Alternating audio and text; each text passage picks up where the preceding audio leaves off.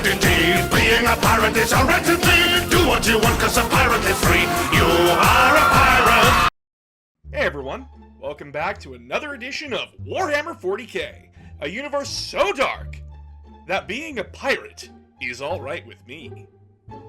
Last time we looked at the World Eaters, an army whose sole focus was melee combat and could be considered to be one of the easiest armies to play. But now, we are finally at an army I have been dreading to talk about for a while. The Drukhari, better known as the Dark Eldar, is one of the hardest armies to learn and master due to them being the ultimate glass cannon army. I am not going to lie to you. This army can be a bit head-scratching and feels like you're playing even more fragile Eldar. Your toughest unit is going to be Toughness 9, which is extremely low for most armies. However, this does not mean the army is bad. Far from it. The Drukhari, when you finally get a handle on it, can be one of the most dangerous armies in 40k, and is always surprising in the competitive world with their placings. So, let's get into it.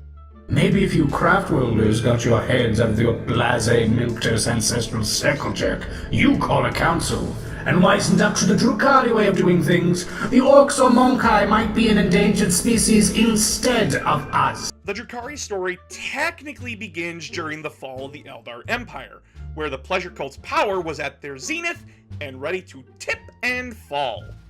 The most powerful realm at this time became the port city hidden in the webway called Commorragh. Commorragh was the clear powerhouse of the Eldar Empire, and the great houses that ruled it could never be challenged. Then Slaanesh was born. Let me in!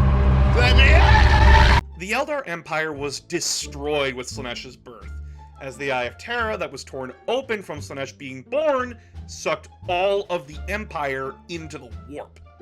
However, Commorragh was in the webway and was safe from the event. Or so its inhabitants thought. Turns out that although the Eldar within Commorragh were physically safe, their souls were not.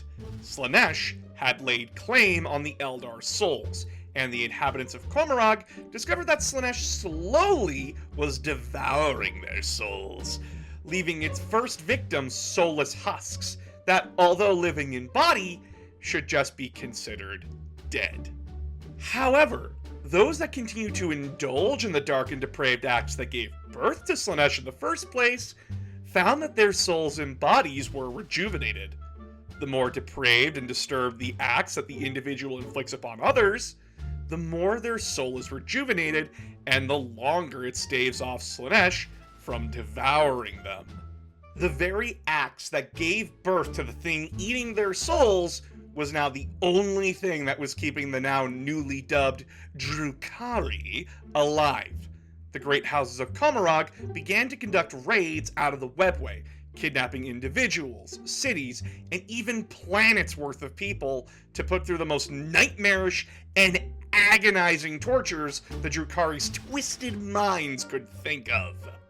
Commorragh, over time, became a nightmare city, its dark spires echoing with the screams of tortured souls, horrible experiments, and orgies of violence and pleasure that the Drukhari can barely comprehend themselves. The Drukhari way of life is not stable, and is always living on a knife's edge. The one who knows this the best is Abstral Vecht, Lord of Commorragh and head of the Blackheart Cabal. He has a tight leash over the raiding conducted by his fellow Drukhari, understanding that Commorragh is vulnerable from both real space raids and the threat of the warp, looming over the Dark City as the webway becomes more damaged and unstable. Vecht has to balance his people's survival and their depraved hunger and its endless cycle of torture in and of itself.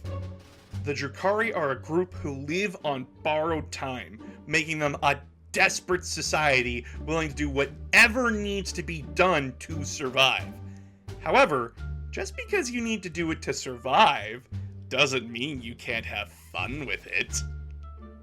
Let's get to the army. You're hard-fitted indeed. Being a pirate is a wretched thing. The Drukhari are an army that focuses on hitting hard, hitting fast, and eating ass. Even more so than their craft world cousins. Your army ability, like always, is a clear reflection of this. Power from Pain works as such. Depending on the amount of points in your army, you get a certain amount of pain tokens, as well as accumulating more tokens for every enemy unit you destroy, and every time an enemy unit fails a battle shock test.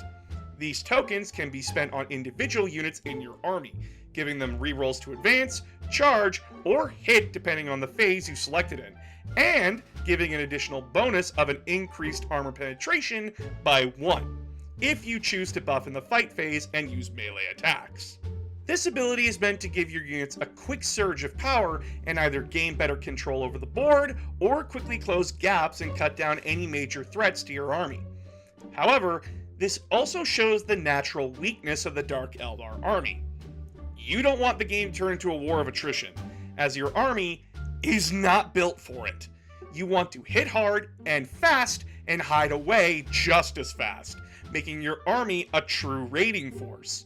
The longer you are on the table, the more danger you are in. So be fast, eat ass, and don't get bogged down. Let's get into your units. Do what you want, cause a pirate is free.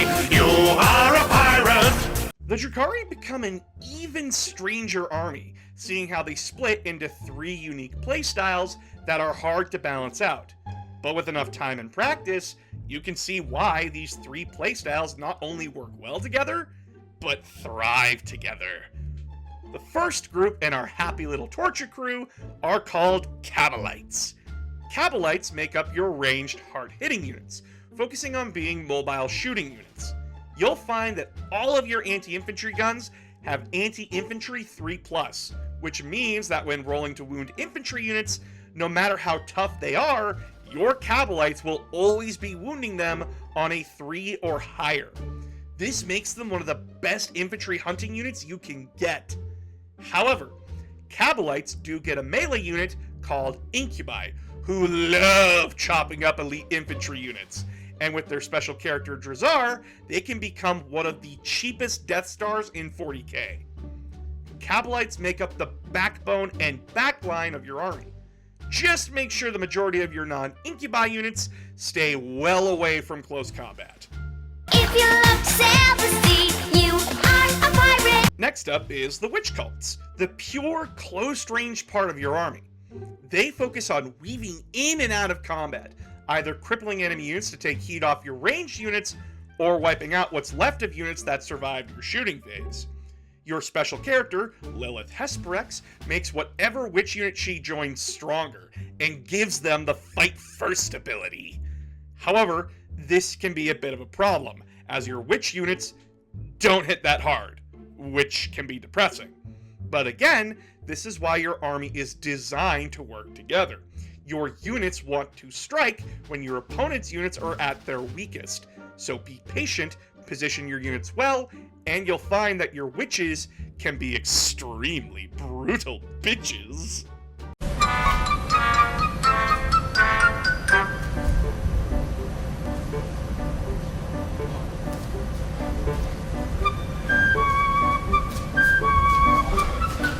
The third group is a middle ground of range and melee units called Homunculi Covens. These units focus on being tougher and more tanky than the Cabalites and Witch Cultists. With this focus, it makes them the mid to close range part of your army, and gives you access to your monster units, who are surprisingly tanky units. These units are great for tying down more problematic units and hunting down heavier tank units to finish them off. Your special character for these guys is Urian Rakarth, who fills in the role of a true support unit in your army, healing your Coven units or reviving dead models from Rack units, which act as your main infantry force. These guys seem like the most out-of-pocket part of your army, but it's with being so out-of-pocket that these guys truly fit in. Stop blowing holes in my ship! Here, however, is the true backbone of your army, the Drukhari's main vehicle, the Raider. Raiders are your main transport unit, and are one of the best and fastest transports in the game. The transports are meant to quickly get your units where they need to be and get them out just as fast.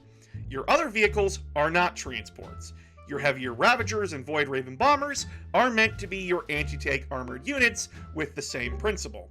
Fast, hard-hitting, but wanting to finish enemy units off as fast as possible so that they don't get stuck in a war of attrition. Again, proper positioning and timing is your best friend here. Being a pirate is alright with me. Do what you want, cause a pirate lives free. You are a pirate. And that's the Drukhari. A strange army that, although at first glance seems like an unfocused mess that doesn't synergize together and is extremely fragile, turns out that although they are a fragile army, they are one of the most dangerous armies on the table, being an extremely flexible army that focuses on rushing your opponent down, while also being an army that requires a good knowledge of timing and positioning. Sure, the army struggles going up against tougher, more entrenched armies, and a few poorly positioned units can be a death sentence for the Drukhari, but that's the inherent risk of being a pirate, isn't it? Just stay on the move, pick your movements wisely, and don't hesitate to pick off units that get separated from the main group. Thanks for watching. We only have 8 more armies to cover before this series is done. But let's break the mold next time and talk about 2 armies at the same time. Chaos Knights and Imperial Knights. They use the same models, and both armies separately aren't big enough to make a long-form video on their own, so they're getting lumped together. See you next time.